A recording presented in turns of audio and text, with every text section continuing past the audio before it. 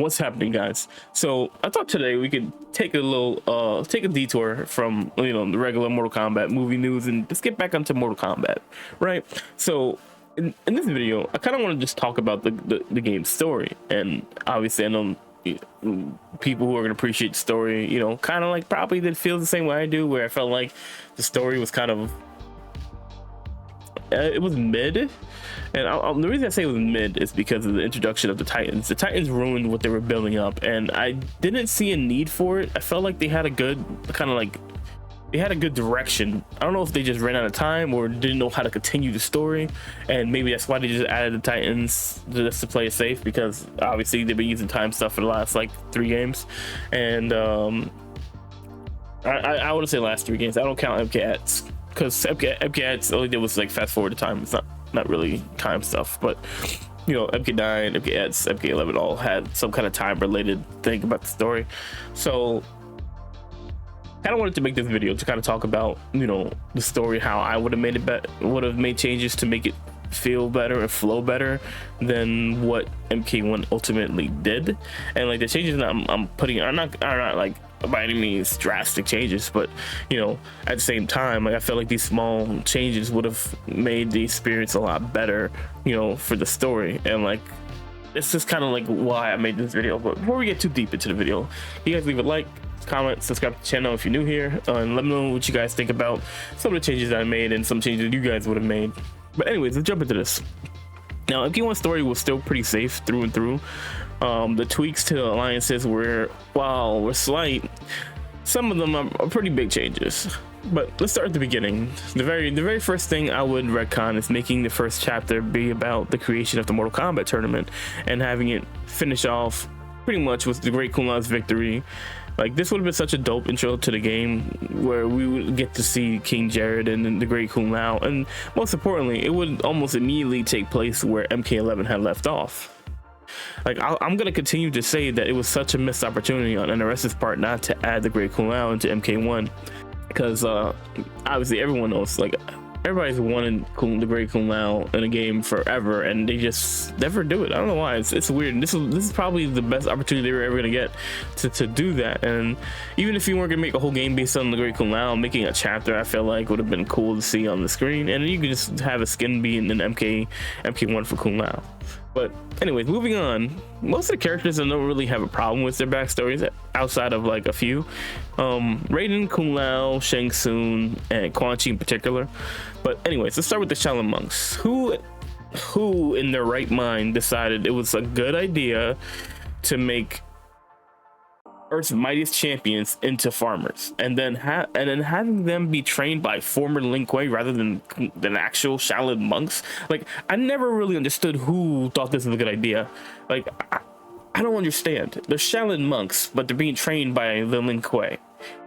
That make sense? Because I don't understand it. I never really got that, and that's one thing that really upset me about this particular game, was the fact that for Shaolin monks not being trained by Shaolin, it's just weird, bro. Like, I don't know, bro. I don't know who thought that was a good idea, but yeah, it wasn't. Like I said, that's the first thing I would change. And also, Kung Lao, finding out about the Great Kung Lao and his legacy as his descendant would have been cool to see. Instead, they took away his knowledge of the Great Kung Lao. Like, you gotta understand, that is such a massive part of his character. He is extremely proud of his lineage, and they got it out that part out of him. Like, seriously, were they trying to piss off every Kung Lao fan? Because that's what it felt like. Like, that was such a messed up thing. And I'm not even like talking about like the fighting aspect, where they gutted all the characters and took away their powers to give it to cameos. So you would, oh god, I hate the cameo system. I hate the way they gutted characters in this game. But anyways, also, I would have made Kung Lao the champion of Earthrealm personally. Raiden at the end of MK11 seemed to care a lot more about having a peaceful existence than continuing the cycle of fighting. I feel like this is another missed opportunity to truly have a drastic change, because Raiden's character in MK1 seemed content with just being a farmer. And I get the humility factor, yada yada yada, for champions, but to me, it just seems like Raiden is cosplaying as Liu Kang in the game's story. Like, if it was up to me, I would have given Raiden a more stern and serious personality like he was in the original timeline. there was no need to change his personality. That I felt like that was a disservice to Raiden as a whole, and I think everyone would have appreciated this approach rather than what we got. Also, it's so awkward to see the advances that Raiden made towards Katana. Like, why did they think using the same lines that Liu Kang said? Like, it's just weird. I don't like that they try to just like make Raiden into Liu Kang. You know what I mean? Like, they were trying so hard to make Raiden's personality fit Liu Kang's personality in this time. I don't really get it. I don't know why they did that. It's kind of odd because Liu Kang still acts the same way as he did. Like, I mean, he acts a little bit more stern, I guess, but for the majority, Liu Kang acts pretty much the same. Those are like my main issues with the Shaolin monks in this game and what they did with them.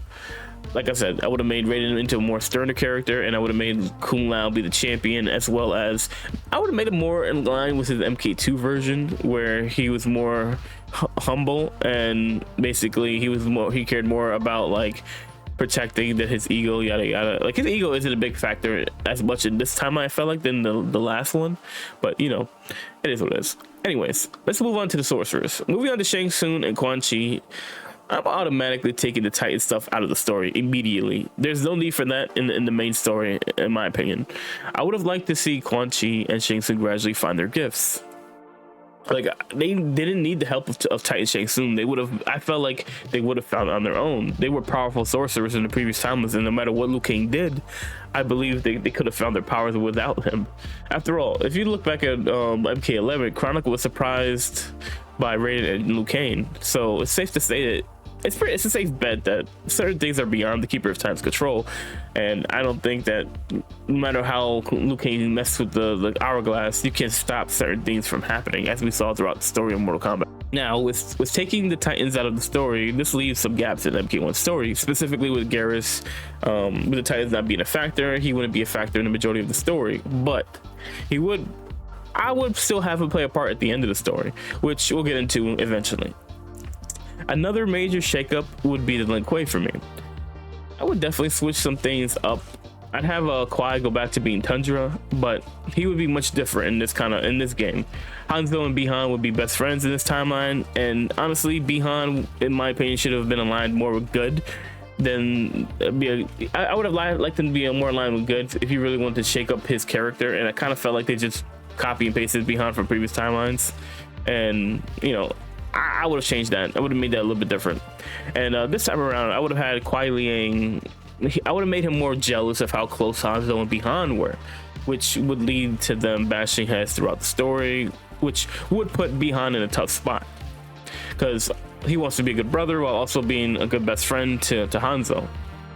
I made this particular choice because in mythology, there's a moment when it looked like Bi-Han could change his ways. With the last conversation he had with Raiden, he was talking about, was there a way that he could save himself, like basically walk the path of you know, forces of light again. And then Raiden's like, it's up to you. Your soul's not fully corrupt. You could pretty much, he said that there was a chance, you just have to take the right steps, which didn't end up happening in any of the previous games. So this would have been a cool way to kind of call back on that and actually fulfill that little thing that Sub-Zero was trying to do. But anyways, however, something would have to happen in the story where Bi-Han would have to sacrifice himself for Kuai Liang. Honestly, you could have Shang Tsung manipulate Kuai Liang, maybe brainwashing or a spell or something.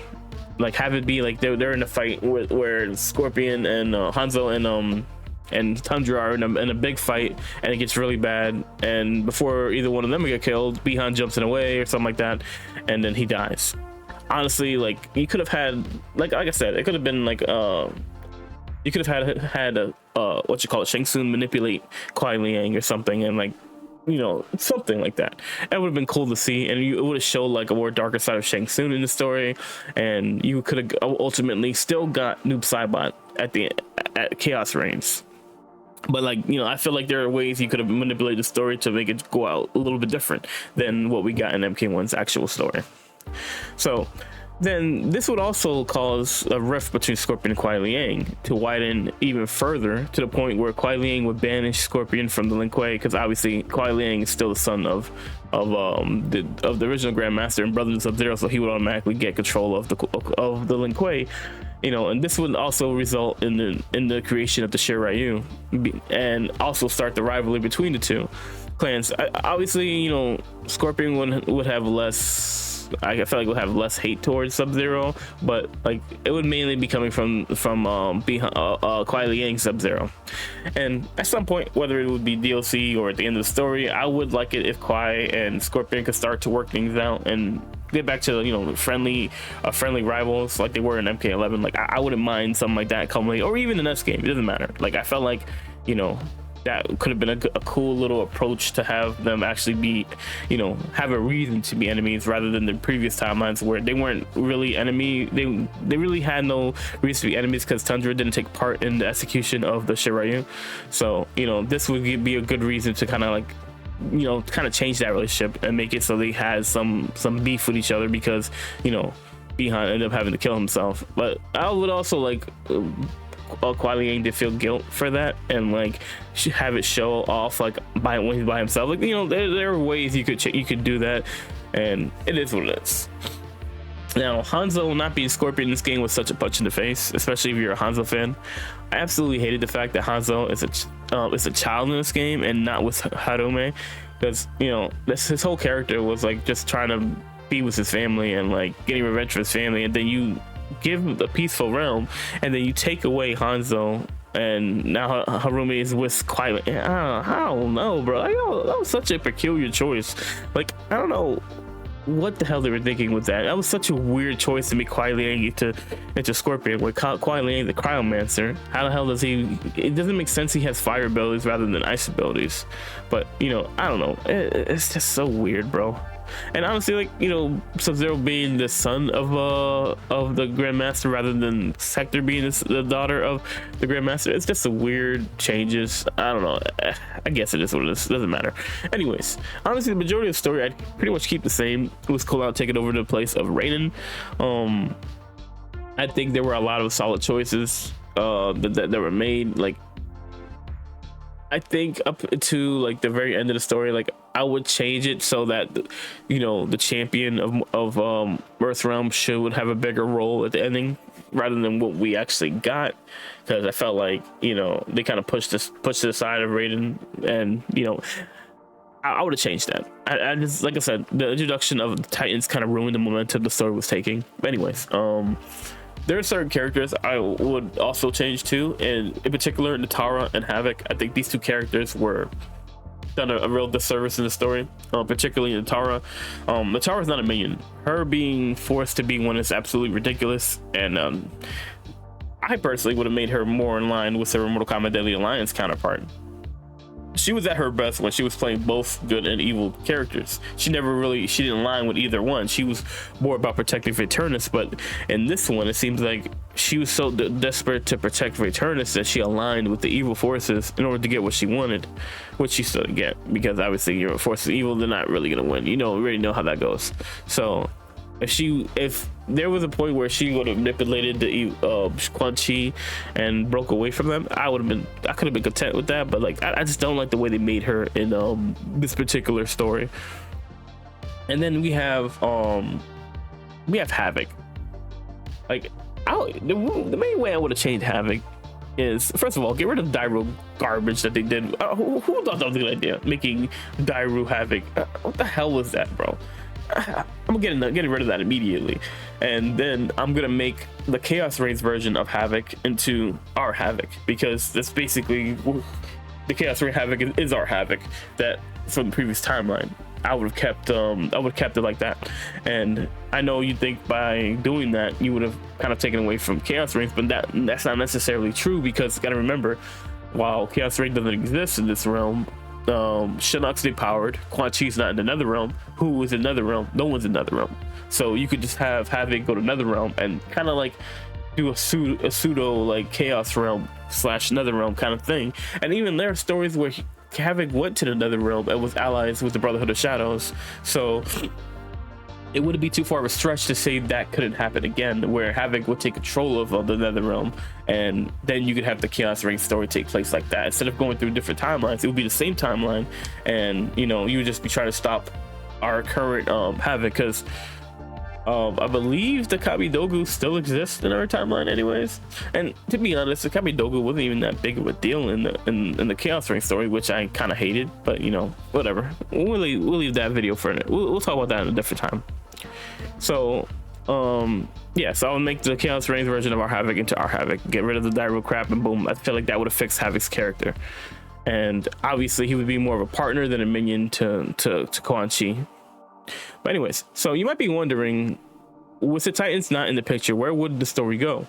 I think everything can proceed the same because the story is basically the Deadly Alliance story when you think about it. You know, obviously in the original Deadly Alliance story, Quan Chi stumbles upon the undefeatable king of the Dragon King's army. And that's kind of how like the story unfolded. So you could pretty much continue with that story going forward. Instead, you just make a few tweaks to it. So like I was saying, like it's pretty much a Deadly Alliance story when you really think about it, which is kind of interesting that they went that approach for the actual story. So you can still have the forces of good clash with General Shao and the sorcerers.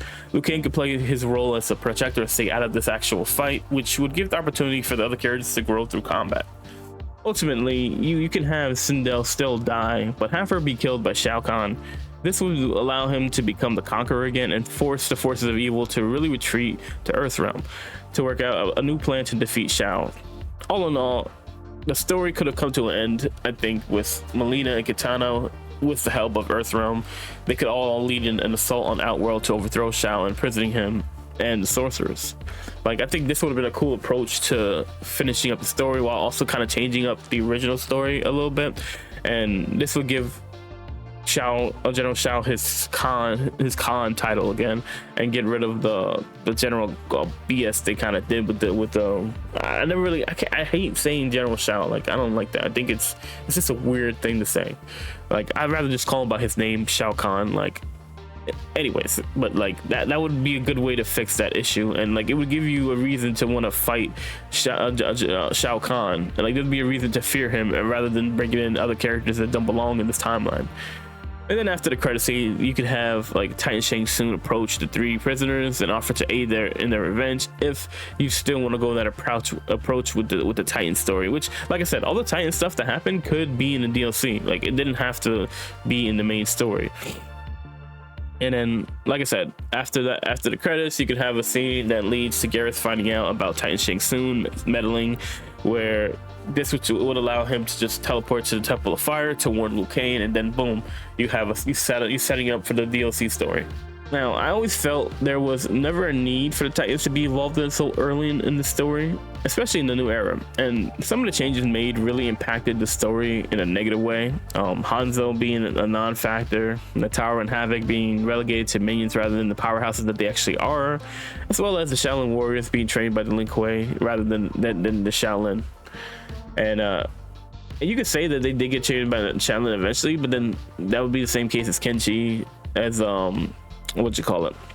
Johnny Cage, and then you could call them Shaolin monks, because that's the thing that's weird about it. It's like the fact that the Shaolin monks aren't being trained by Shaolin. It's weird, bro. It changes the whole story of Kung Lao and Raiden. Like, I just didn't like that change. I thought it was a really bad change when I first saw it. But anyways, Shao killing Sindel would establish him as the big bad again, forcing the defeated forces of good to retreat and regroup, while Shao molds the empire to what we know would have been so fire to see. Like, I would have loved to see Shao starting to change things around. You see the creation of the Colosseum. Like, there's stuff that could have happened that would have been cool to see.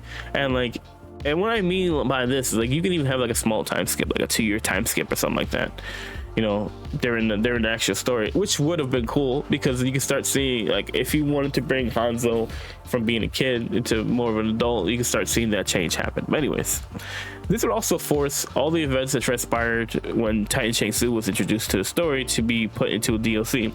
Honestly, I think that would have been fine, because that would have made it so we had 2 story DLCs rather than the one. and like that could NRS could have kept that promise to us. And I felt like the Titan DLC would have sold more in the first, and then even if the Chaos Reigns didn't sell, there are ways you could have changed the Chaos Reigns to make it better, which, you know, I'm thinking about making a video on that, but I'm gonna leave it to you guys to decide if you guys want to see something like that.